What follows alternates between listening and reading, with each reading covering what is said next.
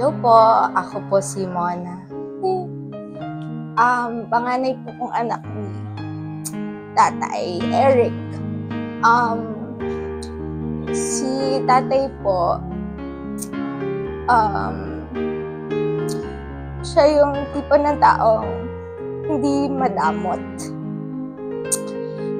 Yung kahit yung matitira na lang is for himself, itatry niya pa rin i-share sa iba.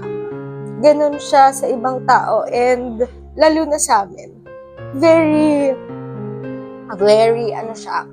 supportive, very understanding, tsaka very open siya. Siyempre, magkaiba kami ng generation. Si tatay medyo parang medyo oldie na siya, diba? Tas kami parang Gen Z, millennial, ganyan. Tinatry niyang intindihin kami. Tapos, tinatry niya ding mag-adjust para sa aming magkapatid. Pagka may sinabi siya or may kinuwento kami, tinatry niyang i-adapt para kahit papano magkaintindihan kami as a family. Medyo mahirap ngayon na wala na siya kasi siya yung parang yung nagtatay sa aming tatlo. Siya yung nagtatali kasi every time na minsan magkakasagutan kami ni na mami, siya yung dahilan kung bakit kami nagbabate. Kahit kaming magkapatid, ayaw niya nagkakaaway kami dito sa bahay. Tapos, nararamdaman niya yun, kunwari, kahit di namin sabihin, lalo na nung nagkasakit siya. Kasi, syempre, parang ayaw namin na magkakaproblema pa siya. Pagka hindi kami nagpapansinan, alam niya yun na magkaaway kami. Tapos, kakausapin niya kaming tatlo. Yung pinaka-last na pinagbati-bati niya kami. Kasi nagkasagutan kami ni na mami. Tapos, di talaga kami nagpapansinan ni mami. Nung nalaman niya yon, tinawag niya agad kami sa kusina. Tapos, pinag-usap niya agad kaming tatlo. Kung wala siya, hindi ko alam kung paano yung ganun. Paano pag nagkakagulo kaming tatlo, paano pag yung mga ganung bagay. Ang hirap. Tapos, syempre, ako 24 years old. Simula nung isilang ako, kasama ko siya for 24 years. Kaya, di ko alam kung paano pag yung ililibing na siya, gano'n.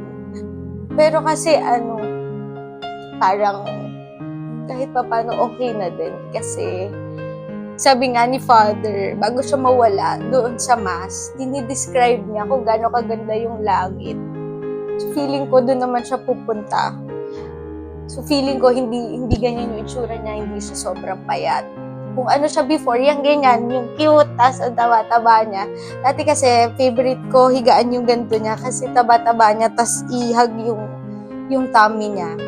Yun. Siguro ganun yung itsura niya pag-akyat niya sa langit. Ayun lang. Oh my God. Hi, kung nasan ka man, dito ka ba? Love na love kita. Ako bahala kay la mami. Promise, hindi ko sila pababayaan. Saka, andito naman din sila tito. Alam ko, hindi nila rin kami pababayaan. Huwag kang mag-alala. Magiging okay kami.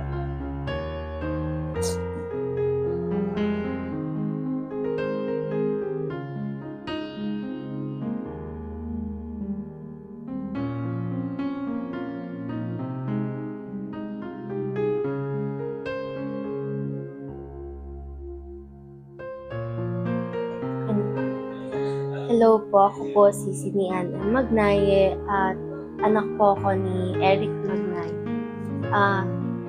Napakadami po naming memories ni tatay nung bata pa po ako. Nung binila niya po kami ng ice cream nung gabi, tapos nung grade 8 po ako, Umiram pa po siya ng suklay para lang po may magamit po siyang suklay para sa akin. Sakit po na makita ko po yung tatay ko po na kahiga po dito. Kasi po, nakikita ko po yung mami ko na papakahirap po para alagaan siya. Pero, syempre po, kailangan po tanggapin kasi ayaw din po namin na nahihirapan siya. Sabi pa nga po niya sa akin nung nasa hospital po siya na nagsusorry po siya kasi hindi po siya makaka-attend ng graduation ko.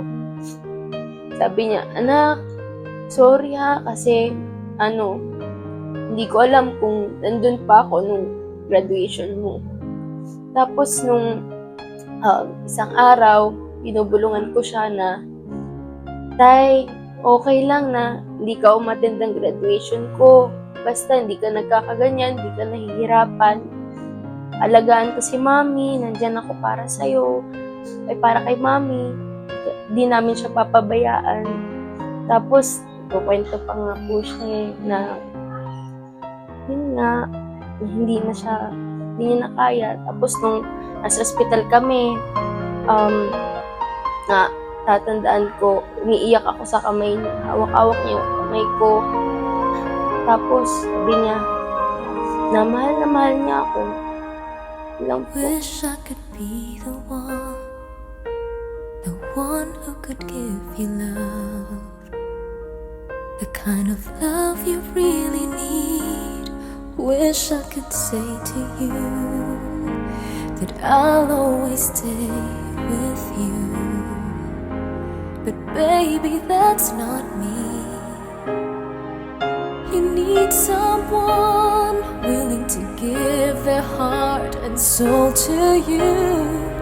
Promise you forever, baby, that's something I can do. Oh, I could say that I'll be all you need, but that would be a lie. I know I'd only hurt you, I know I'd only make you cry. I'm not the one you needed. I love you. Goodbye.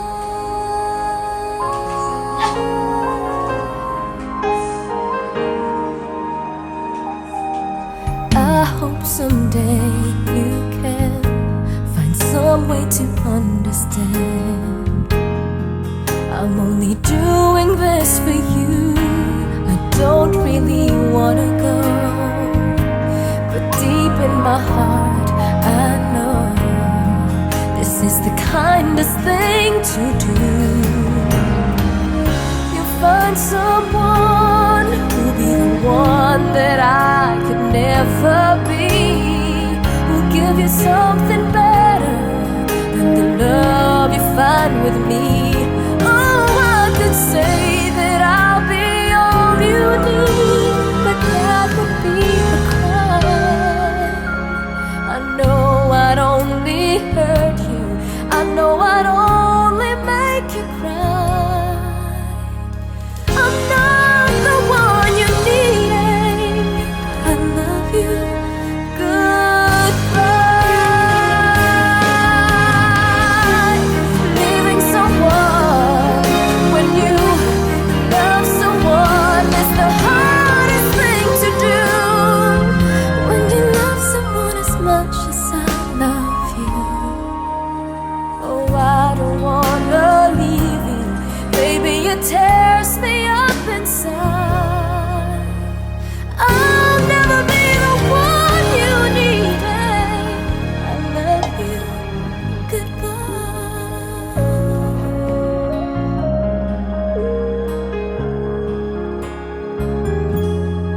Baby, it's never gonna work out. I love you. Goodbye.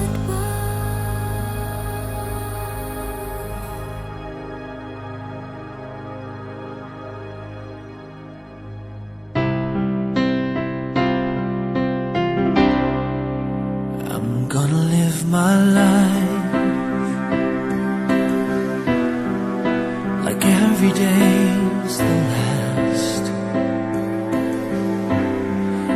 simple goodbye.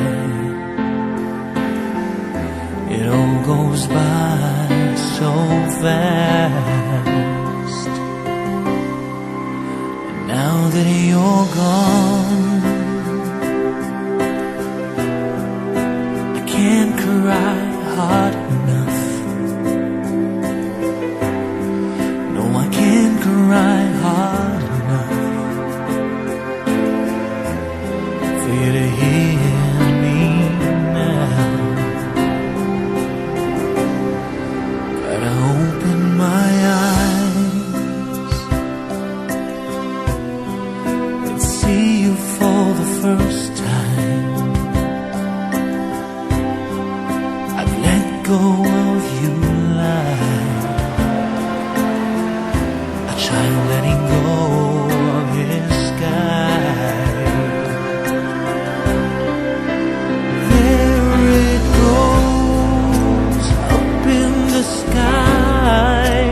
There it goes, beyond the clouds, for no reason why. I can't cry hard enough.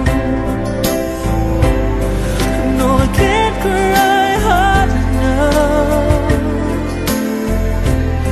for you to hear me now. Gotta look back in vain and see you standing there, and all that remains is just an empty chair. And now that you're gone, I can't cry hard enough. No, I can't cry hard enough for you to hear me now.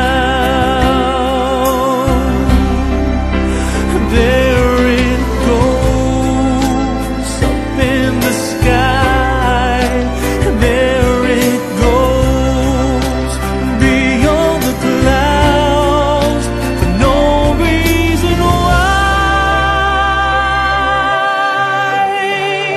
I can't cry hard enough.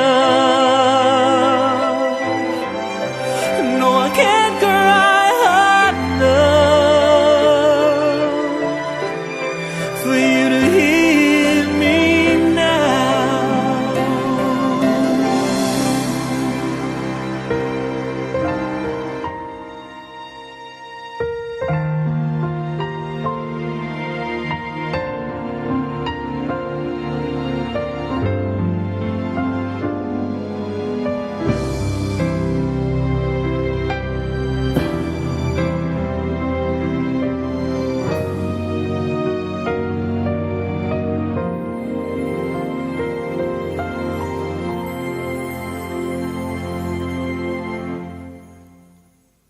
Sa bawat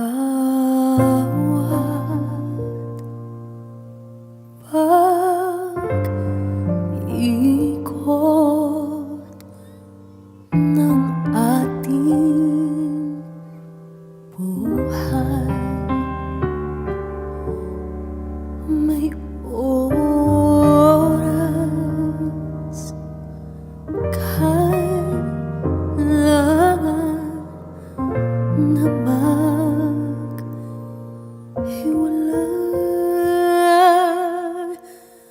Puso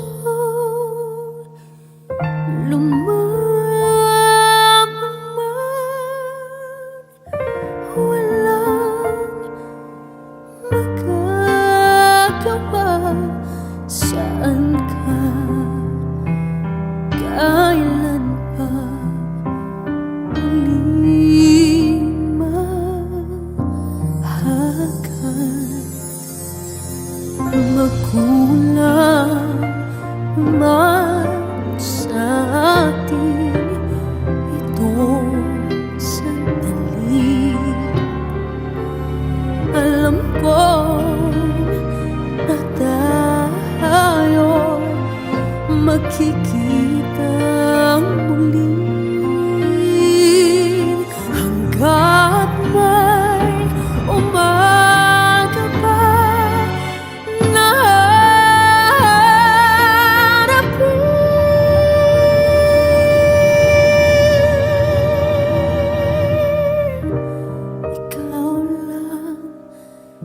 ang